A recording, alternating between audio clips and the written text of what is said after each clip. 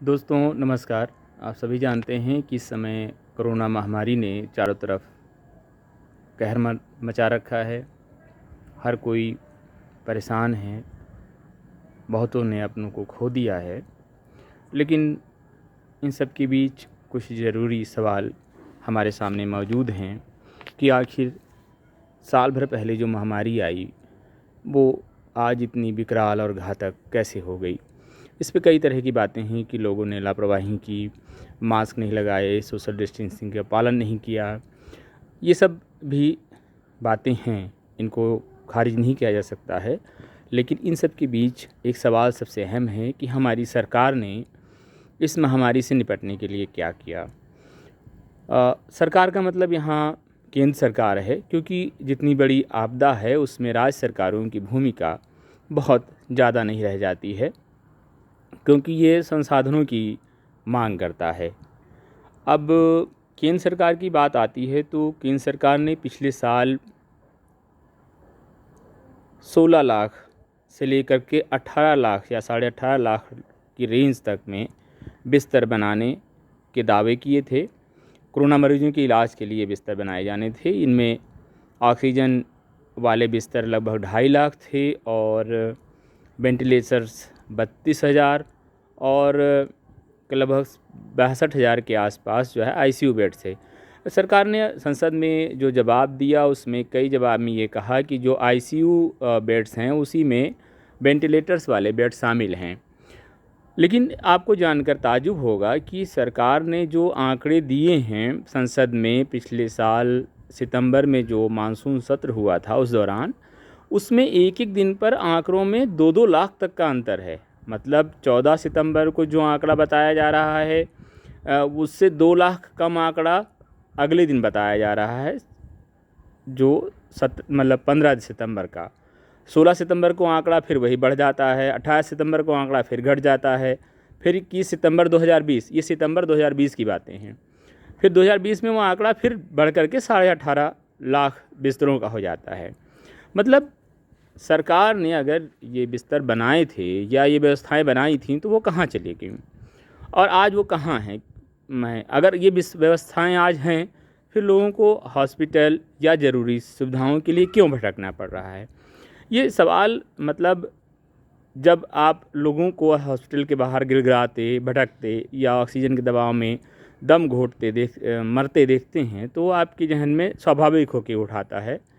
अब आपको एक ताजुब की बात बताएं कि सरकार ने 5600 रेलवे की बोगियों को कोविड केयर सेंटर के रूप में पिछले साल कन्वर्ट करने का दावा किया था। 5600 मतलब बोगियों, मतलब इनको 16 से गुणा करना पड़ेगा। एक बोगी में लगभग 16 बिस्तर आइसोलेशन बेड बनते हैं, जिसमें इन्होंने जो तब फ़ोटो जारी की थी उसमें कुछ में तो ऑक्सीजन के देने के लिए सिलेंडर वगैरह लगे थे, यानी सारी सुविधाएं उसमें थीं जिसमें कोरोना पेशेंट जो गंभीर या जिन्हें ऑक्सीजन की ज़रूरत है, ऑक्सीजन थेरेपी की ज़रूरत है, उन्हें एडमिट किया जा सके। लेकिन वो गाड़ियाँ कहाँ गईं? वो अच्छा मान लेते हैं कि सरकार ने उन गाड़ियों को ख़त्म कर दिया, वापस सवारी गाड़ी बना दिया, तो ये किस आधार पे किया? ऐसा करने का वैज्ञानिक आधार क्या था? क्यों सरकार ने ऐसी कौन सी रिपोर्ट या कौन सा अध्ययन करा लिया था जिसमें पता लगा था कि कोरोना अब इस देश से जा चुका है, जबकि कभी भी 1 लाख से कम मामले पिछले साल भर में कोरोना के नहीं आए हैं महीने के। तो महीने के नहीं, मतलब रोज़ाना के आंकड़े। तो सवाल है कि सरकार ने ये क्यों किया?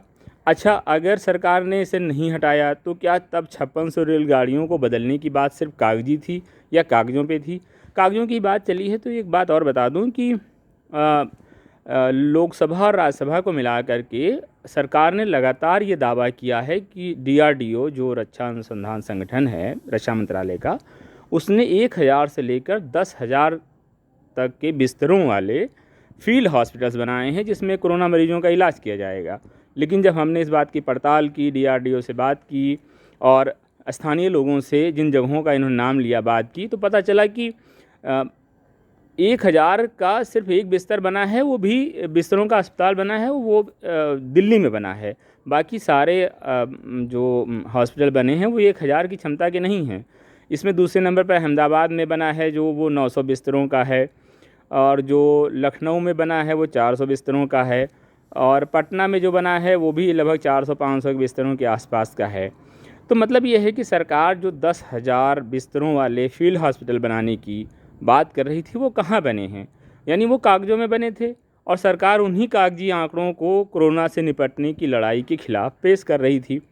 लेकिन क्या कागजी जो है दावों से हमारी ज़िंदगी बच सकती है? क्या हमें इलाज मिल सकता है? क्या हमारे परिजनों को ऑक्सीजन सिलेंडर मिल सकते हैं? आपको तो ये पता ही लग गया होगा कि सरकार ने ऑक्सीजन प्लांट के लिए पिछले साल टेंडर निकाले थे, और उसको केंद्रीय एजेंसी ही लागू कर रही थी। मतलब उसमें राज्यों की भूमिका सिर्फ हॉस्पिटल में बिजली कनेक्शन देने और पाइप देने की थी। लेकिन आपको मालूम होगा ऐसे 162 जो ऑक्सीजन प्लांट थे वो चालू, उसमें से कुछ चालू हो पाए हैं, मतलब 16-17 के आसपास। मतलब आखिर ये लापरवाही क्यों हुई? सरकार को इस लापरवाही के लिए कौन सी चीज़ें थी? क्या क्या ऐसा नहीं लगता कि सरकार अपनी अवैज्ञानिकता की वजह से या अपनी सोच में वैज्ञानिकता के अभाव के चलते वो इस महामारी को लगातार इग्नोर करती रही? बिल्कुल जैसे ही अभी गांव के लोग या छोटे शहरों के लोग इग्नोर कर रहे हैं। उनको लगता है कि महामारी अभी है नहीं, या कोरोना सर्दी जुकाम जैसी कोई बीमारी है। क्या था आखिर सरकार ने झूठे आंकड़े या उन आंकड़ों को मैनिपुलेट क्यों किया, और उसका खामियाजा क्या आज देश की जनता नहीं उठा रही है? आज जो हाल है दिल्ली, लखनऊ या किसी भी छोटे बड़े शहर का, लोग देखते ही देखते मर रहे हैं, और इसलिए नहीं मर रहे हैं कि बीमारी इन्होंने जकड़ लिया, इसलिए कि उनको इलाज की जो सुविधाएं चाहिए वो नहीं थी।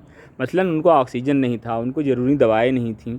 और इस सब के बीच में एक संकट जो सामने आया है वो ये आया है कि हर तरफ लूट है, मरने वाले लूटे जा रहे हैं, और मरने के बाद भी लूट जारी है। शमशानों में जो हाल है वो लूट की कहानियाँ कई आई हैं। मतलब लेकिन सरकार सिर्फ आंकड़े छिपाने और ये बताने में जुटी है कि नहीं, क्राइसिस जो है सीमित है। लेकिन ये वैसी बात है कि जिसको एक बार इस व्यवस्था से पाला पड़ जाएगा वो इन सरकारों की किसी बात पर भरोसा नहीं करेगा। अभी तक वही लोग इस सरकार के पक्ष में बोल पा रहे हैं जिनका सामना नहीं हुआ है सरकारी व्यवस्था से। यहाँ तक कि यूपी में 4 विधायकों ने अपनी जान गंवाई है कोरोना से, और उनमें कुछ विधायकों के परिजनों ने लगातार लापरवाही का आरोप भी लगाया है। कुछ एक सांसदों ने लिखा है कि सरकार व्यवस्था करने में नाकाम है, सरकार को आगे आकर व्यवस्था करनी चाहिए। खासकर यूपी में जिस तरह सरकार ने एक गैर लोकतांत्रिक रवैया अपनाया है सूचनाओं को छिपाने का और सूचनाओं को दबाने का, जिस तरह से सोशल मीडिया पर शिकायत करने वालों के या मदद मांगने वालों के खिलाफ मामले दर्ज किए गए, ये सब लगता है कि सरकार ताकत के दम पर इस महामारी से निपटना चाहती है, ना कि किसी वैज्ञानिक सोच या रणनीति के। आप लोग सोचिएगा कि आखिर ये सरकार इतनी ताकतवर तरीके से झूठ या झूठे आंकड़े क्यों दे पा रही है? वो कौन सी बात है जो इसे विचलित नहीं करती कि इतनी लोगों की मौत हो जाएगी तो इससे चुनाव में नुकसान उठाना पड़ेगा? आखिर वो कौन सी बात है जो इस सरकार को इस बात के लिए बनाए हुए है, मतलब लगातार कि उसे पीछे नहीं हटना है, झूठे आंकड़े भी चल जाएंगे। अब जैसे पीयूष गोयल हैं, वो 5 टैंकर लेके आ गई एक ट्रेन का ड्रोन से शूट किया हुआ मतलब वीडियो शेयर करते हैं, बताते हैं जी हम ऑक्सीजन पहुंचा रहे हैं। उसी टाइम दिल्ली हाई कोर्ट लगातार सरकार से कह रहा होता है कि आप हमारी अवमानना कर रहे हैं, आप यहाँ ज़रूरतमंदों को ऑक्सीजन नहीं दे रहे हैं। आपको मालूम होगा कि कितने अस्पताल हैं जो ये चिल्लाते रहे कि उन्हें ऑक्सीजन चाहिए और सरकार ऑक्सीजन नहीं दे पाई, और वहाँ ऑक्सीजन बंद हुई और उसके साथ लोगों की मौत हो गई। सबसे ज़्यादा चर्चित बत्रा हॉस्पिटल है दिल्ली का, जहाँ 24 लोगों की मौत हुई ऑक्सीजन ख़त्म होने से, जिसमें एक वहीं के डॉक्टर भी शामिल थे। मतलब ये तो वो आंकड़े हैं जो सरफेस में हैं, बाहर आए। जो लोग आइसोलेशन में थे, घर पे इलाज करा रहे थे, उन्हें कितनी दिक्कत हुई, ये हैरान करने वाली बात है। आप इसकी जो वीडियो है इसके लिंक में आप चार्ट देख सकते हैं कि सरकार के आंकड़ों में कितना अंतर रहा है। नमस्कार, मिलते हैं नए वीडियो में।